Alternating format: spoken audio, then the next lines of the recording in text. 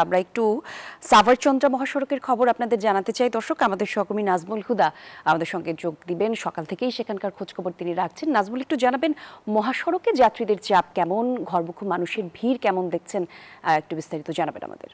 কলি, আপনাকে ধন্যবাদ। এই মুহূর্তে আমি যদি আপনাদের একটু যেখানে রয়েছি যে গাজীপুরের চন্দ্রাতে, এবং সকাল থেকে যে গাড়ির চাপ ছিল এবং যানজট ছিল এখন কিন্তু ধীরে ধীরে কিন্তু স্বাভাবিক হয়ে আসতেছে।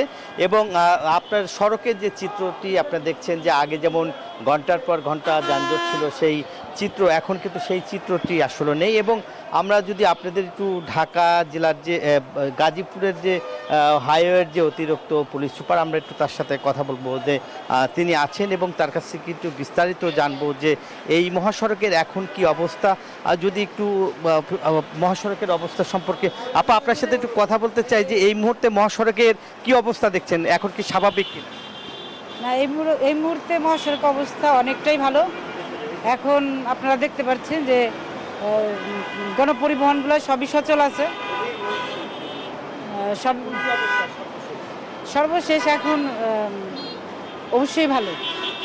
ঈদমুখী মানে ঘরমুখী যে জনসাধারণ আছে তারা স্বস্তিতে তারা বাড়িতে যেতে পারবে, এটা আমাদের সর্বাত্মক চেষ্টা।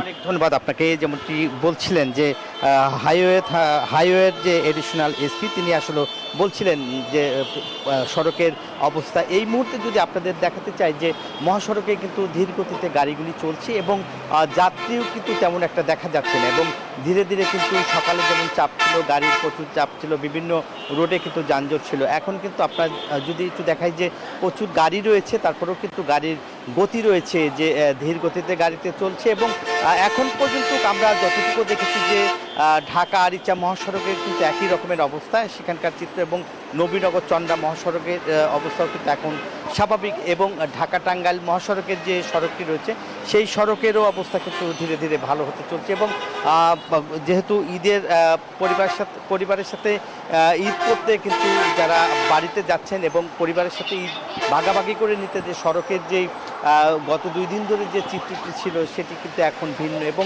ধীরে ধীরে কিন্তু এখন স্বাভাবিক হতে চলছে। এই ছিল আমার কাছে ঢাকা টাঙ্গাইল মহাসড়কের গাজীপুরের চন্দ্রার সর্বশেষ তথ্য। অনেক ধন্যবাদ আপনাকে নাজমুল। 200-র বেশি সার্ভিস ও ফিচারে লেনদেনের সব বিকাশ অ্যাপে সম্ভব।